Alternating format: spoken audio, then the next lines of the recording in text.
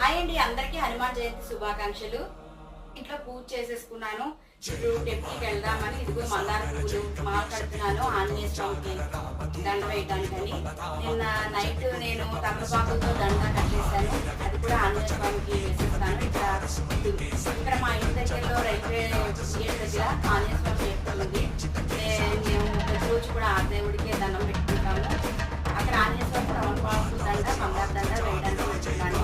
మీరు కూడా వచ్చి మా స్వామివారిని దర్శించుకోండి అని మీరు కూడా నాతో